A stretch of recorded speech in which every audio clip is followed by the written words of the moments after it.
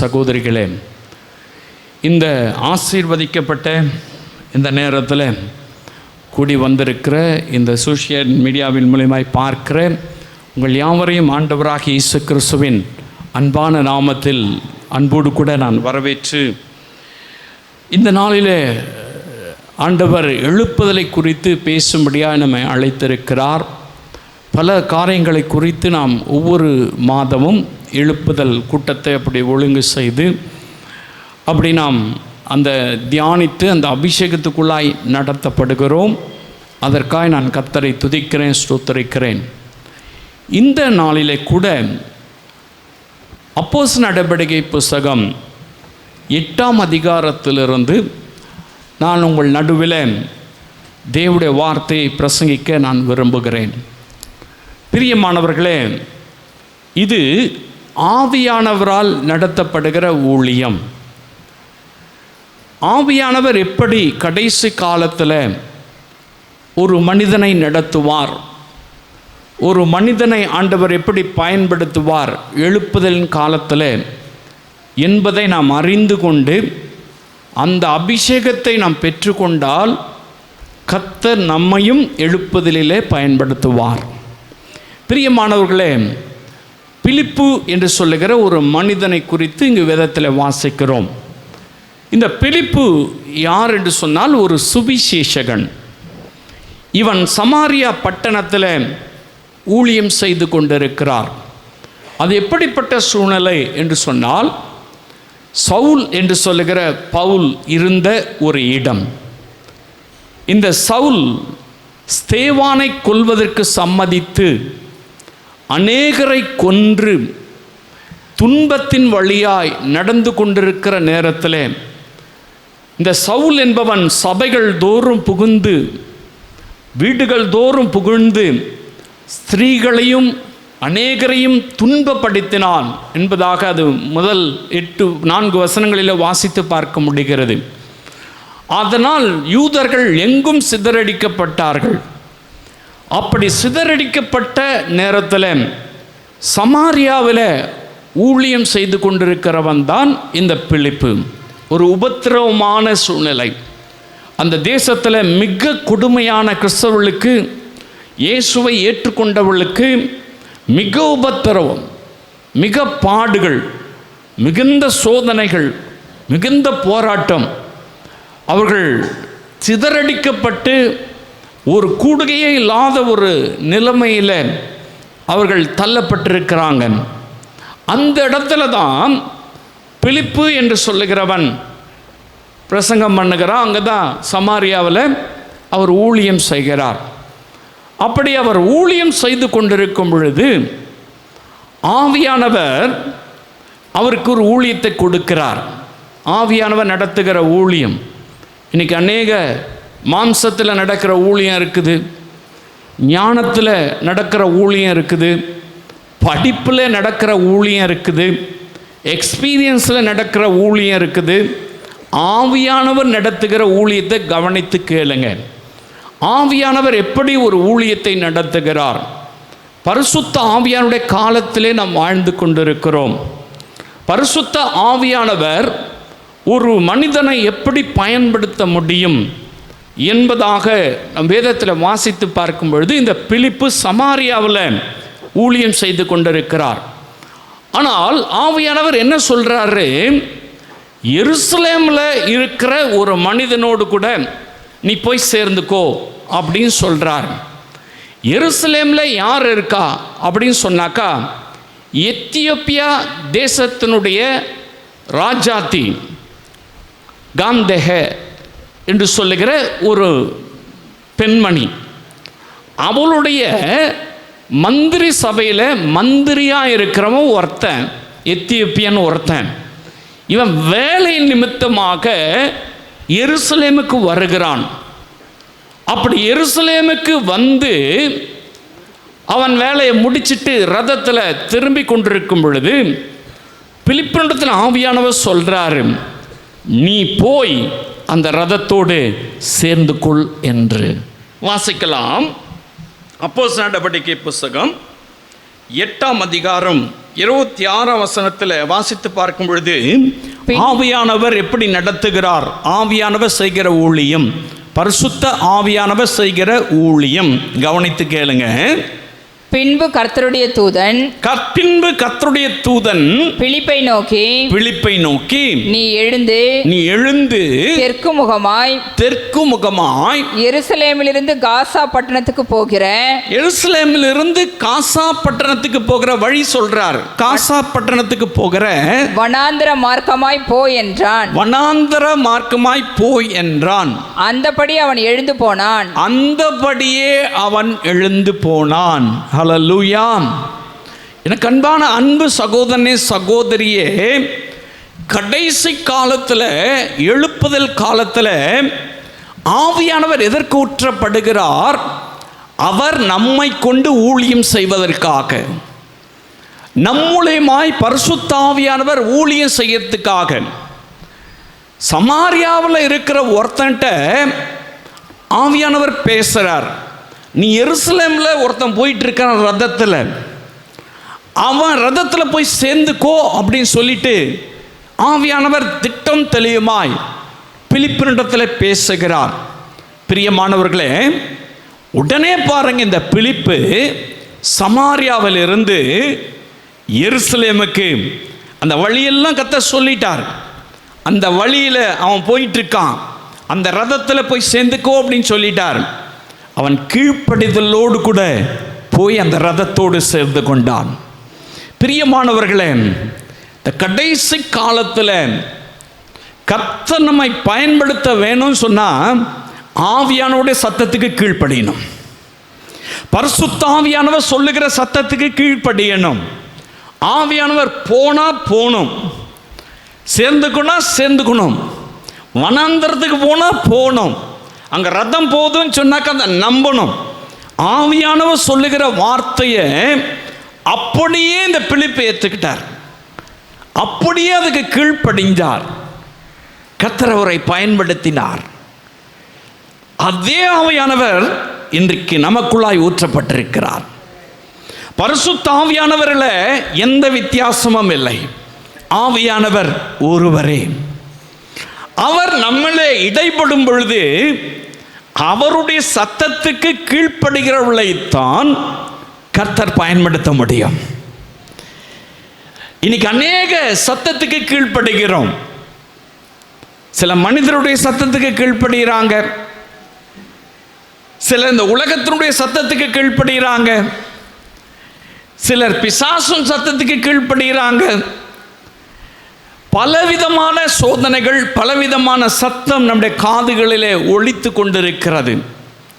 பிரியமானவர்களே, அபிஷேகம் பெற்றவனை ஆவியானவர் எப்படி ஊழியம் செய்யும்படியாய் அவனுக்குள்ளிருந்து ஆவியானவர் ஊழியம் செய்கிறார் பாருங்க. எனக்கு அன்பானவர்களே, அவன் கீழ்ப்படியும் பொழுது கர்த்தர் அவனை பயன்படுத்துகிறார். எனக்கு அன்பான அன்பு சகோதரனே, சகோதரியே, இந்த கடைசி காலத்தில் எழுப்புதலிலே நீங்கள் பங்கு பெறணும்னாக்கா உட்கார்ந்துட்டு போனாக்கா எழுப்புதலில் பங்கு பெற முடியாது. நான் இவ்வளோ பெரிய சபைக்கு போகிறேன் அப்படின்னு சொன்னாக்கா எழுப்புதலில் கர்த்தர் பயன்படுத்த முடியாது. நான் இவரோட ஊழியத்தில் இருக்கிறேன் அப்படின்னு சொன்னாக்கா ஆண்டவர் எழுப்புதலில் பயன்படுத்த முடியாது. ஆண்டவர் எழுப்புதலில் உம்மை பயன்படுத்தணும்னா நமக்குள் இருக்கிற ஆவியானுடைய சத்தத்துக்கு கீழ்ப்படியணும். ஆவியானவர் சொல்றதுக்கு கீழ்ப்படியணும். இன்னைக்கு ஆண்டவர் நம்மை பயன்படுத்தணும் சொன்னால் கட்டாயம் கீழ்ப்படுகிற மக்களாக இருக்கணும். அபிஷேகத்தை பெற்றும் இன்னும் ஆவியானவர் சத்தத்துக்கு கீழ்ப்படிவதில்லை. ஆவியானவர் சொல்லுகிற காரியத்துக்கு செவி கொடுப்பது இல்லை. இந்த பிலிப்புடைய வாழ்வில் அவனுக்கு எவ்வளோ ஊழியம் இருந்தது. நீ போன்னு சொன்னாக்கா உடனே ரெஸ்பான்ஸ், உடனே போகிறான். போனால் அதே மாதிரி ஒருத்தன் போயிட்டு இருக்கான். அவன் ரதத்தோடு கூட அவன் சேர்ந்து கொண்டான். அந்த ஆத்துமாவை ஆதாயப்படுத்தினான். பிரியமானவர்களை, கடைசி காலத்தில் கர்த்தர் உங்களை பயன்படுத்தணுன்னாக்கா நீங்கள் யாருடைய சத்தத்துக்கும் கீழ்ப்படியக்கூடாது. உங்களுக்குள் இருக்கிற பரிசுத்த ஆவியானுடைய சத்தத்துக்கு கீழ்ப்படியணும். அதுக்கு தான் ஆண்டவர் அபிஷேகத்தை கொடுத்திருக்கிறார். ஏன் அபிஷேகத்தை கர்த்தர் கொடுக்கிறாரு? நம்மை பயன்படுத்துவதற்காக, நம்மை மேன்மைப்படுத்துவதற்காக அல்ல, அல்லது நாம் ஏதோ பெரிய நபர்களாய் மாறிவிட்டோம் என்பதற்காக அபிஷேகத்தை கர்த்தர் கொடுக்கவில்லை. நம்முடைய பரிசுத்தத்துக்காக, நம்ம ரொம்ப பரிசுத்தமாக இருக்கிறோம் என்பதற்காக கர்த்தர் அபிஷேகத்தை கொடுக்கவில்லை. ஆவியானவர் ஏன் ஊற்றப்பட்டார் எப்படின்னு சொன்னாக்கா, நம்மை பாதுகாப்பதற்கு, நம்மை பலப்படுத்துவதற்கு, நம்மை வழிநடத்துவதற்கு. இன்னொரு காரியம் உண்டு, அவர் நம்மிலே ஊழியம் செய்வதற்காக. நீங்க ஊழியம் செய்யறது கிடையாது, ஆவியானவர் உங்களிலே ஊழியம் செய்வார். பிலிப்பு இங்க ஊழியம் செய்யல, ஆவியானவர் ஊழியம் செய்கிறார். ஆவியானவர் கைட் பண்றார், ஆவியானவர் நடத்துகிறார். அதுதான் ஆவியானவர் நடத்துகிற ஊழியம். அது யாருக்கும் புரியாது. அது எப்படி, இது எப்படின்னு சொல்லி தான் கேள்வி கேட்டுட்டு இருப்போம். ஆவியானவர் நடத்துறாருனாக்கா அவர் சொல்றதை செஞ்சு அவர் நடத்துவார். அவர் சொல்றதுக்கு கீழ்ப்படிஞ்சு அவர் நடத்துவார். இதை செய்யன்னு சொன்னா செய்யணும், வனாந்தரத்துக்கு போன்னு சொன்னா போகணும், அந்த ரோட்டில் இருக்கான்னு சொன்னா போய் சேர்ந்துக்கணும். அவர் சொல்ற சத்தத்துக்கு அப்படியே கீழ்ப்படிந்தபடினால் பிலிப்பை கர்த்தர் பயன்படுத்தினார். இன்னைக்கு அபிஷேகத்தை பெற்று அமர்ந்திருக்கிற நாம் கடைசி கால எழுப்புதலிலே கர்த்தர் நம்மை பயன்படுத்தணும் அப்படின்னு சொன்னாக்கா, நீங்கள் ஆவியானவர் சத்தத்துக்கு செவி கொடுக்கும் பொழுதுதான் ஆவியானவர் உங்களை பயன்படுத்த முடியும். இந்த அபிஷேகம் நமக்கு தேவை. ஆவியானவர் நடத்துகிற அனுபவத்துக்குள்ள நம்ம வரணும். அவருடைய சத்தத்தை கேட்டு அதன்படி செய்கிற அனுபவத்துக்குள்ள வரணும். பிலிப்பு நம்மை போல ஒரு சாதாரண மனிதன் தான். அவர் பெரிய சபையோட போதகர் கிடையாது, பெரிய பிஷப் கிடையாது, பெரிய அவர் போதகரம் அப்படியெல்லாம் கிடையாது, ப்ராஃபிட் தீர்க்கதரிசியெல்லாம் அவர் கிடையாது. அவர் சுவிசேஷகர். ஆனால் அவருக்குள் அபிஷேகம் இருக்கிறபடினால் ஆவியானவர் அவரை கொண்டு ஊழியம் செய்கிறார். அந்த ஊழியம் செய்வதற்கு அந்த மனிதன் கீழ்ப்படிதல் உள்ளவனாக இருந்தான். இன்னைக்கு நம்ம வாழ்வில் கீழ்ப்படிதல் இருந்தால் தான் ஆவியானவர் ஊழியம் செய்ய நம்மை அனுமதிப்பார்.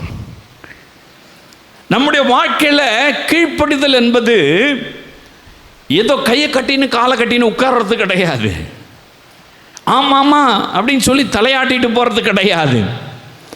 தேவனுடைய சத்தத்தை கேட்பதற்கு தேவனுடைய வார்த்தைகள், கர்த்தருடைய வார்த்தைகள் அனுதினமும் நம்முடைய இருதயத்தில் பேசக்கூடியதாக இருக்கிறது.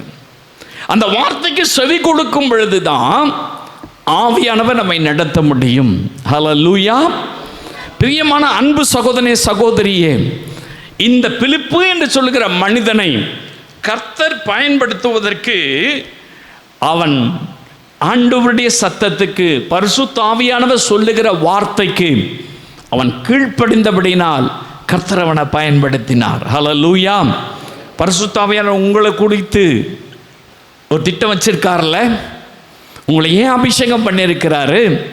உங்கள் மூலமாய் அவர் ஊழியம் செய்வதற்காகத்தானே பிலிப்புவை கர்த்தர் பயன்படுத்தினது போல இந்த 70 நாட்களிலே நம்ம ஒவ்வொருவரையும் பயன்படுத்தணும். ஒவ்வொருவருக்குள்ளாய் ஆவியானவர் இருக்கிறார். நம்ம ஒவ்வொருவரும் கர்த்தரால் பயன்படுத்தப்படணும். அதுக்கு தேவை கீழ்ப்படிதல். ஹல்லேலூயா.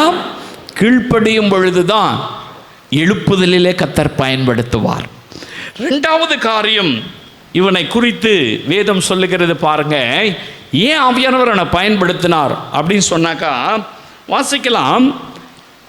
அப்போஸ்தலர் 8ஆம் அதிகாரம் 35வது வசனத்தில் வாசிக்கலாம். ஆவியானவர் எப்படி பயன்படுத்துகிறார் பாருங்க. அப்பொழுது பிலிப்பு பேசத் தொடங்கி இந்த வேத வாக்கியத்தை முன்னிட்டு இயேசுவை குறித்து அவனுக்கு பிரசங்கித்தான். யாருக்கு? அந்த ரதத்தில் போயிருக்கிற எத்தியோப்பியனுக்கு இயேசுவை குறித்து பிரசங்கித்தான். ஹல்லேலூயா. அவன் கீழ்ப்படிந்து அந்த ரதத்தில் போய் சேர்ந்துக்கிட்டான். ஆவியானவர் கொண்டு போயிட்டாரு. அங்கே ரதத்தில் அவன் போயிட்டு இருக்கான். அப்ப அங்க அந்த ரதத்தில் அவன் ஏறி உட்கார்ந்துக்கிட்டு இயேசுவை குறித்து பிரசங்கம் பண்ணினானா. ஹல்லேலூயா. நீங்க 5ஆம் வசனத்தில் வாசித்து பார்த்தீங்கன்னாக்கா அந்த சமாரியாவில் கூட என்ன பண்றான், அவன் இயேசு கிறிஸ்துவை குறித்து பிரசங்கம் பண்ணி கொண்டிருந்தான். ஹல்லேலூயா. இயேசு கிறிஸ்துவை குறித்து பிரசங்கம் பண்ணுகிறவனை தான் கர்த்தர் பயன்படுத்துவார். கடவுளை குறித்து பிரசங்கம் பண்ணா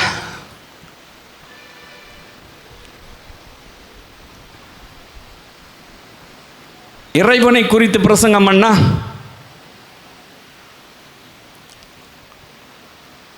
ஆண்டவர் பயன்படுத்த மாட்டார். ஆண்டவர் கடைசி காலத்தில் பயன்படுத்த கிளே கட்ட வேதம் சொல்லுகிறேன், நான் சொல்லலை, கர்த்தருடைய வார்த்தையை சார்ந்து நான் உங்களுக்கு சொல்றேன். இயேசு கிறிஸ்துவை குறித்து பிரசங்கம் பண்ணினான். இன்னைக்கு பிரசங்கம் மனிதர்களை உயர்த்துவதற்காக, தங்களை ஹைலைட் பண்ணிக்கிறதுக்காக, அல்லது தங்களுடைய ஊழியங்களை மேன்மைப்படுத்திக் கொள்வதற்காக, அல்லது தாங்கள் கற்றுக்கொண்ட காரியத்தை எக்ஸ்போஸ் பண்ணுறதுக்காக, தாங்கள் படித்த காரியங்களை அதுதான் சரின்னு சொல்லிட்டு அதை எக்ஸ்போஸ் பண்ணுறதுக்காக முயற்சி செய்கிறாங்க பார்த்தீங்களா, அவங்கள ஆவியானவர் நடத்த முடியாது. அந்த அறிவு, அந்த ஞானம் இந்த உலகத்துக்குரியது. அவர்களை ஆண்டவர் பயன்படுத்த முடியாது. வேதம் தெளிவாய் சொல்லுகிறது, இந்த பிலிப்புவை ஆவியானவர் செலக்ட் பண்ணி அவன்கிட்ட பேசி, அந்த ரதத்தோடு சேர்ந்துக்கோ, அங்கே ஒரு மனுஷன் போறான் அப்படின்னு சொல்லி அந்த வழி நடத்துவதற்கு காரணம், அவன் கீழ்ப்படிந்தது மாத்திரம் கிடையாது, தன்னை குறித்து பேசல, தன் பெருமையை குறித்து பேசல, தன் குடும்பத்தை குறித்து பேசல, தன்னுடைய ஊழியத்தை குறித்து பேசல, இயேசு கிறிஸ்துவை குறித்து பிரசங்கம் பண்ணினான். பிலிப்புக்கு 2 பிள்ளைங்க இருக்கிறாங்க, வாலிப பிள்ளைங்க, 2 பேரும் தீர்க்கதரிசிங்க. அதை குறித்துலாம் அங்கே பேசலை. என் குடும்பம் இப்படி ஆகட்டும், நாங்கள் இப்படிப்பட்டவங்க, நாங்கள் எப்படி ஊழியத்தில், அப்படி ஊழியத்தில், அந்த கதையெல்லாம் அங்கே சொல்லலை. அவன் என்ன பண்ணாங்க, போய் இயேசுவை குறித்து பிரசங்கம் பண்ணினான். எனக்கு அன்பான அன்பு சகோதரனே, சகோதரி, ஆவியானவர் உங்களை பயன்படுத்தினா இயேசுவை குறித்து சொல்லுங்க. இயேசுன்ற வார்த்தையை சொல்லி சொல்லுங்க. இயேசு கிறிஸ்துன்ற வார்த்தையை சொல்லி சொல்லுங்க. அவருடைய பேரை சொல்லி சொல்லுங்க. அப்பதான் ஆண்டவர் பயன்படுத்த முடியும். பொதுவாக எல்லாரும் சொல்றாங்களே, அப்படி சொன்னீங்கன்னா ஆண்டவர் உங்களை பயன்படுத்த முடியாது. அது பொதுவாக போயிடும். எல்லாரும் கல் எடுத்து அடிக்கிற மாதிரி அப்படி கிடையாது. நமக்கு ஆண்டவருடைய நாமங்கள் 272 நாமங்கள் வேதாகமத்தில் குறிக்கப்பட்டிருக்கிறது. அந்த 272 நாமங்களில் இயேசு என்று சொல்லுகிற நாமம் எல்லா நாமத்துக்கும் மேலானது. அந்த இயேசு கிறிஸ்துவை குறித்து தான் பிரசங்கம் பண்ணுகிறவர்களை ஆவியானவர் பயன்படுத்துவார். அவங்க மூலியமா தான் அற்புத அடையாளங்களை செய்வார். அவங்க மூலியமா தான் கிரியை நடப்பிப்பார். இந்த இயேசு கிறிஸ்துவை குறித்து இந்த பிலிப்பு பயன்படுத்தினபடினாலே, இயேசு கிறிஸ்துவை குறித்து பிரசங்கம் பண்ணினதுனால அங்க இருக்கிற மாயவித்தக்காரன் ஒருத்தன் ரட்சிக்கப்பட்டான். அங்க இருக்கிற அநேக அற்புத அடையாளங்கள் நடந்து, நீங்க 8ஆம் வசனத்துல வாசி பாருங்களேன், 6ஆம் வசனத்துல வாசிக்கலாம். பிலிப்பு செய்த அதிசயங்களை ஜனங்கள் கேள்விப்பட்டு கண்டு அவனால் சொல்லப்பட்டவைகளை ஒருமனப்பட்டு கவனித்தார்கள். பயங்கர மிரக்கல், அற்புதம் நடக்குது, அடையாளங்கள் நடக்குது, ஆச்சரியமான காரியங்கள் நடக்குது. மந்திர காரியம், மாயவித்த காரெல்லாம் பார்த்தீங்கன்னாக்கா மனம் திரும்புறான். அங்க அபிஷேகம் இல்லாதவெல்லாம் அபிஷேகத்தை பெற்றுக்கொள்றான். அதை தொடர்ந்து நீங்க வாசி பார்த்தீங்கன்னா தெரியும், நேரம் இல்லை. அப்படி பலத்த அற்புதங்கள் நடக்குது. ஏன்? இயேசுவை குறித்து பிரசங்கம் பண்ணினபடினால். இன்னைக்கு உங்க சபையில் யாரை குறித்து பிரசங்கம் பண்றாங்க? யாரை குறித்து பேசுறாங்க? அங்கே தாங்க ஆவியானவர் செயல்பட முடியும். அதுக்கு தான் அபிஷேகங்க, அதுக்கு தான் பரிசுத்த ஆவியானவர் நமக்குள்ளாய் ஊற்றப்பட்டிருக்கிறார். பிலிப்பு ஆண்டவர் பயன்படுத்தினார்னாக்கா சும்மாலாம் பயன்படுத்தலை. அவன் உபத்திரவம் நிறைந்த நேரத்தில், யூதர்கள் சிதறடிக்கப்பட்டிருக்கிற நேரத்தில், பவுல் போய் எல்லாத்தையும் அடிச்சு நொறுக்குகிற நேரத்தில் இயேசுவை குறித்து பிரசங்கம் பண்ணான். பலத்த அற்புதங்கள், பலத்த அடையாளங்கள் நடந்தது. உங்களை ஆண்டவர் பயன்படுத்தணுமா? உங்களை ஆண்டவர் பயன்படுத்தணுமா? கடைசி காலத்தில் எழுப்புதல் ஆண்டவர் பயன்படுத்தணுமா? இயேசுவை குறித்து பிரசங்கம் பண்ணுங்க, இயேசுவை குறித்து சாட்சி சொல்லுங்க, இயேசுவை குறித்து நீங்கள் முன் அறிவிங்க, இயேசுவின் வருகை குறித்து பேசுங்க, இயேசு ரட்சிக்கிறார் சொல்லுங்க. இயேசுவை குறித்து பிரசங்கம் பண்ணுறான். என்ன பிரசங்கம் பண்ணுறான் பாருங்க. இந்த பிலிப்பு அந்த ரதத்தில் போய் நின்றுக்கிறான். அப்படி நின்றுட்டு பார்க்கும் பொழுது பார்த்தீங்கன்னாக்கா, இந்த எத்தியோப்பியா என்ன பண்ணுறான், ஒரு வேத வசனத்தை வாசிட்டு போகிறான். அது என்ன வேத வசனம்? ஏசாயா தீர்க்கதரிசன புத்தகம் 53ஆம் அதிகாரத்தில் மயிர் கத்திரிக்கிறவனுக்கு வாசிக்கலாம். அவன் வாசித்த வேத வாக்கியம் என்னவென்றால், அவன் வாசித்த வேத வாக்கியம், அந்த எத்தியோப்பியன் அந்த ரதத்திலிருந்து வாசித்த வேத வாக்கியம் என்னவென்றால், அவர் ஒரு ஆட்டை போல, அவர் ஒரு ஆட்டை போல அடிக்கப்படுவதற்கு கொண்டு போகப்பட்டார், அடிக்கப்படுவதற்கு கொண்டு போகப்பட்டார். மயிர் கத்திரிவனுக்கு முன்பாக, மயிர் கத்திரிக்கிறவனுக்கு முன்பாக சத்தமிடாதிருக்கிற ஆட்டுக்குட்டியை போல, சத்தமிடாமல் இருக்கிற ஆட்டுக்குட்டியை போல அவர் தமது வாயை திறவாதிருந்தார், அவர் தமது வாயை திறவாதிருந்தார். இது தீர்க்க தரிசனமா? ஏசாயா தீர்க்க தரிசன புத்தகம் 53ஆம் அதிகாரத்தில் சொல்லப்பட்டிருக்கிற வார்த்தையை இவர் வாசிட்டு போயிட்டு இருக்காரு. அப்படி வாசிட்டு போயிட்டு இருக்கும்போது பிலிப்பு போய் அங்கே நிற்கிறாரு. நின்று உங்களுக்கு புரியுதா அப்படின்னு கேட்கிறாரு. அப்போ பார்த்தாக்கா அவர் என்ன சொல்றாரு, எனக்கு சுவிசேஷம் அறிவிக்காவிட்டா எனக்கு எப்படி புரியும், விலைக்கு சொல்லாவிட்டா எனக்கு எப்படி புரியும், நான் படிச்சுட்டு போகிறேன் அவ்வளவுதான், எனக்கு எப்படி புரியும், வா வந்து வண்டியில் ஏறிக்கோ அப்படின்னு சொல்லி அந்த ரதத்தில் பிலிப்பை கூப்பிட்டு உட்கார வச்சுக்கிறாரு. இப்போ என்ன பண்ணுறா தெரியுமா? இயேசுவை குறித்து பிரசங்கம் பண்ணுகிறார். ஹல்லேலூயா. இயேசுவை குறித்து பிரசங்கம் பண்ணிக்கிட்டு இருக்கும் பொழுதே அவனுடைய உள்ளத்தில் பெரிய மாற்றம், அவனுடைய ஆவியிலே ஒரு பெரிய விடுதலை, சத்தியத்துக்கு அவனுடைய இருதயம் திறந்தது, வேத வசனங்கள் அவனுடைய இருதயத்துக்குள்ளாய் புகுந்து கொண்டது. உடனே அவன் சொல்றான், நான் ஞானஸ்தானம் எடுத்துக்கிறேன், நான் ஞானஸ்தானம் எடுத்துக்கிறேன். போயிட்டே இருக்காங்க ரதத்தில். போயிட்டே இருக்கும் பொழுது பார்த்தீங்கன்னா தண்ணி இருக்குது, அங்கே பெரிய தண்ணி நிற்குது. அங்கே அது ஆறோ ஓடையோ ஏதோ ஒன்று தண்ணி நிற்குது. அந்த தண்ணியை பார்த்த உடனே, தண்ணி இருக்கிற தடைன்னாக்குது, எனக்கு ஞானஸ்தானம் கொடு. ஆத்மாவை ஆதாயப்படுத்தினான், ஆத்மாவை ஆதாயப்படுத்தினான். பிரியமான அன்பு சகோதரனே சகோதரியே, இன்னைக்கு நம்முடைய வாழ்வில் கர்த்தர் நம்மை பயன்படுத்தணும். ஆவியானவர் ஊழியம் செய்யணும்னாக்கா இயேசுவின் நாமத்தை நீங்கள் எவ்வளவு உயர்த்தி மகிமைப்படுத்துகிறீங்களோ, இயேசுவின் நாமத்தை நீங்கள் எவ்வளவு பிரசங்கம் பண்ணுறீங்களோ, அவ்வளவு அற்புத அடையாளங்களோடு, அவ்வளவு கிருபைகளோடு, அவ்வளவு ஆத்தும ஆதாயத்தோடு இந்த கடைசி கால எழுப்புதலிலே கர்த்தர் நம்மை பயன்படுத்த முடியும்.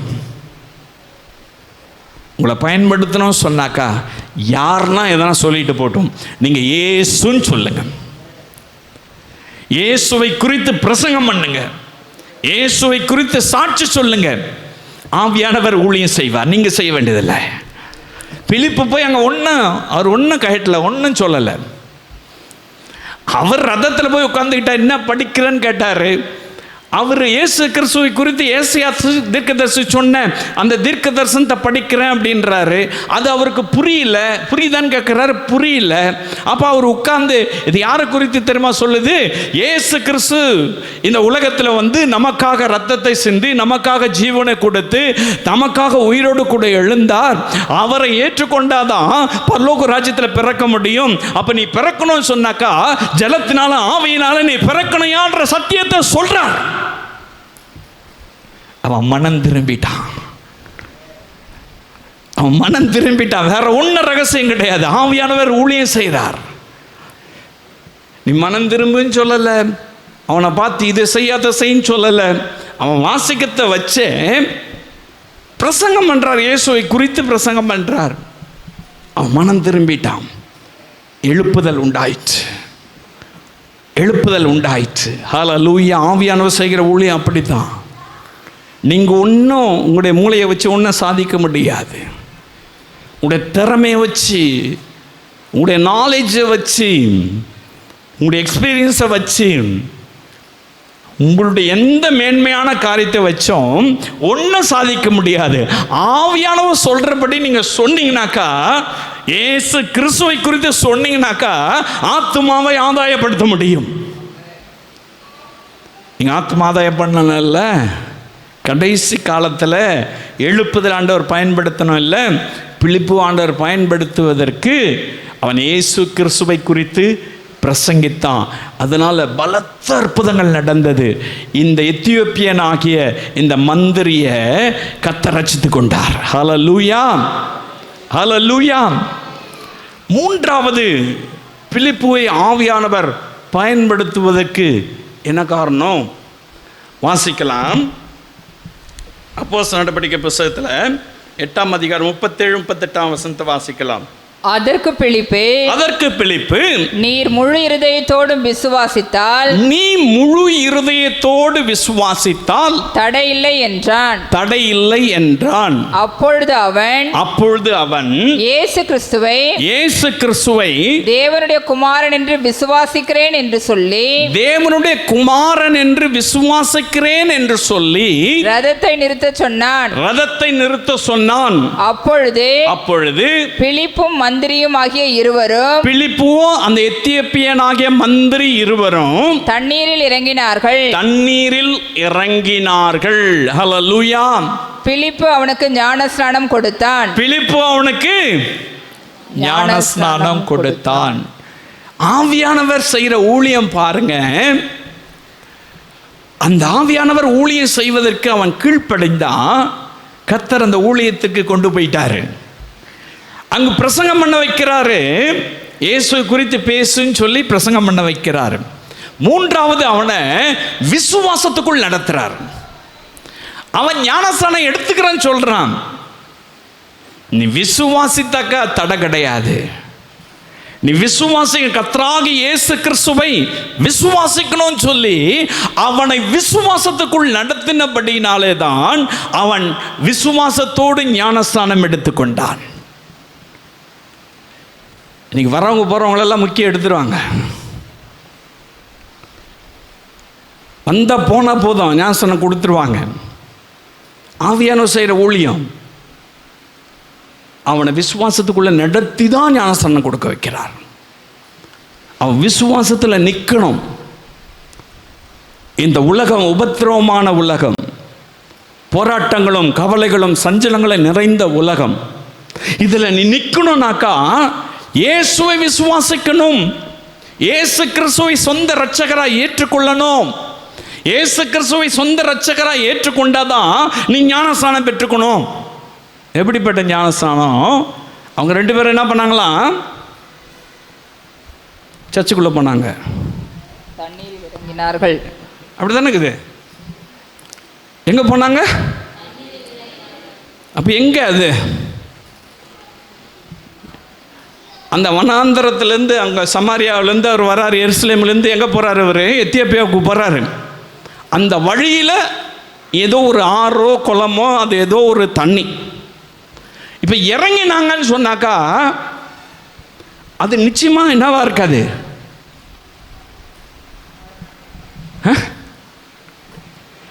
நிச்சயமாக ஒரு தேவாலயமாக இருக்காது. என்னை பொறுத்தவரை நான் சொல்லுவேன், அது ஒரு தண்ணீர் இருக்கிற இடம், அவ்வளோதான். ஹல்லேலூயா. அவங்க 2 பேரும் தண்ணீரில் என்ன பண்ணாங்களாம்?